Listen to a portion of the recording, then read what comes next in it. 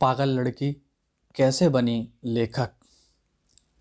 एक सत्य कहानी।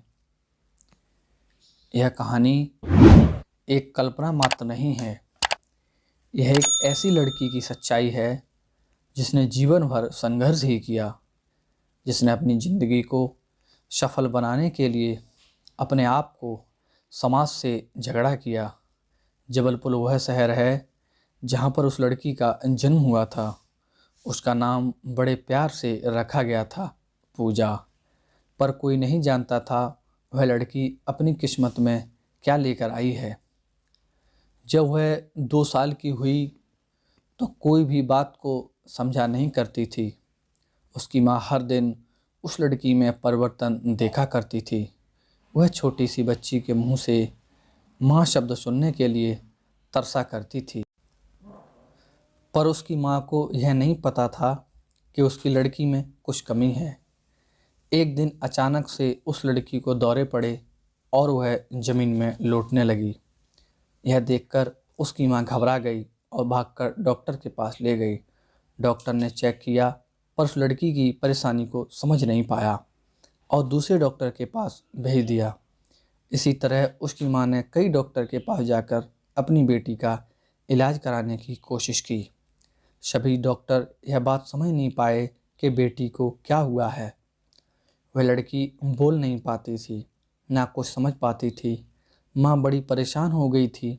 बेचारी घर घर में बर्तन मांजकर और इडली की दुकान लगाकर अपनी बेटी का इलाज कराया करती थी, क्योंकि उसका पति निकम्मा था, कोई कामकाज नहीं किया करता था।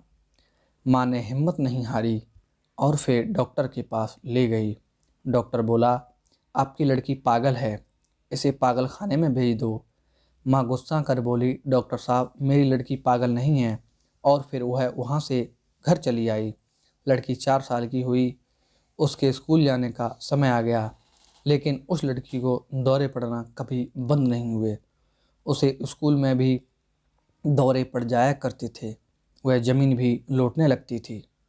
कभी कभी जब वह अपने दिमाग पर काबू नहीं कर पाती थी, उसे अंदर से कई प्रकार की तकलीफ़ होती थी।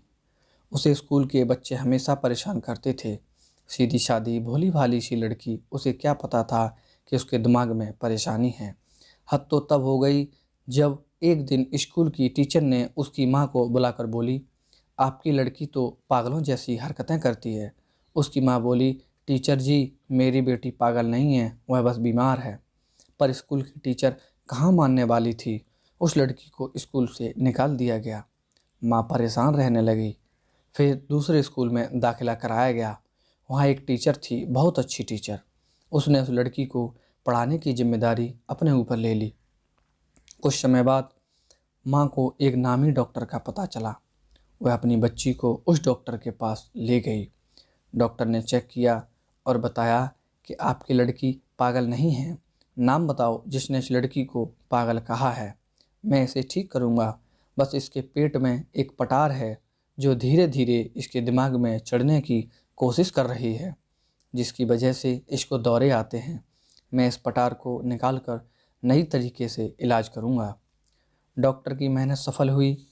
वह लड़की ठीक हो गई, लेकिन डॉक्टर ने बताया यह लड़की अपने दिमाग से और अपनी उम्र से 2-3 साल पीछे चलेगी, पर यह ज़रूर पढ़ेगी और लिखेगी और बोलेगी भी। फिर स्कूल में टीचर की मेहनत रंग लाई। धीरे धीरे वह लड़की पढ़ने लिखने लगी। इस तरह उस लड़की ने अपने जीवन के कई उतार चढ़ाव देखे और बीए पास कर ली। लेकिन लड़की के भाई बहन उसके ठीक हो जाने पर भी उसे पागल बनाना नहीं छोड़ते थे। आसपास मोहल्ले के कई लोग उसे पागल पागल कहकर बुलाया करते थे। वह लड़की हिम्मत नहीं हारी। जब वह पूरी तरह ठीक हो गई तो उसके बड़े भाई ने उसके ऊपर पहरा लगाना शुरू कर दिया। उसे बाहर छज्जे में खड़े होने नहीं देते थे और उसकी पढ़ाई लिखाई पर भी पाबंदी लगा दी गई। वह लड़की पढ़ना लिखना चाहती थी और आईपीएस अफसर बनना चाहती थी, परंतु उसकी माँ और भाई ने उसकी कोई इच्छा पूरी नहीं की और उसकी शादी कर दी। शादी होने के बाद भी उसके ससुराल में उसके सास ससुर ने उसे आगे पढ़ने लिखने नहीं दिया। घर की जिम्मेदारियों के बोझ उस पर डाल दिए। वह लड़की अपनी इच्छाओं को मारकर अंदर ही अंदर घुटती चली गई। उस समय टेलीफोन का ज़माना था, इसलिए वो चाहकर भी इंटरनेट में पढ़ाई नहीं कर पाती थी। और जब मोबाइल का ज़माना आया तब तक उसकी पढ़ने लिखने की उम्र निकल चुकी थी। फिर भी उसने हिम्मत नहीं हारी। फिर आया फेसबुक। उसने उसके माध्यम से अपनी पहचान बनाने की ठानी। उसे कविता, शायरी, लेख लिखने का काफ़ी शौक़ था। 11 और 12 क्लास में स्कूल की पत्रिका में अक्सर उसकी कविताएं और लेख छपा करते थे। इसी में वह खुश हो जाया करती थी। लेकिन शादी के बाद उसकी इच्छा दफन होकर रह गई थी। फेसबुक के माध्यम से उसने अपनी कविताओं और अपने विचारों को लोगों के सामने रखा, जिसमें उसको बड़ा मान सम्मान मिलने लगा। अब मैं आप लोगों से सवाल करती हूँ, लेखिका, ना जाने उसके जैसे कितनी हज़ारों लड़कियाँ हैं जो अपनी इच्छाओं को पारिवारिक मजबूरी या आर्थिक मजबूरी के कारण दबा दिया करती हैं। क्या लड़कियों की इच्छाओं का कोई वजूद नहीं होता? क्या लड़की की इच्छा का इस तरह अंत किया जाना ठीक है? अब मैं आपको यह बताना चाहता हूँ कि वह विक्षिप्त लड़की कौन थी। वह और कोई नहीं थी, पूजा गुप्ता, वो पागल लड़की।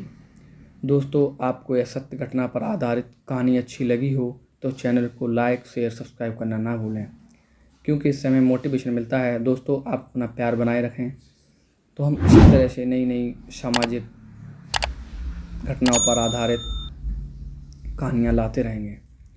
धन्यवाद। जय हिंद।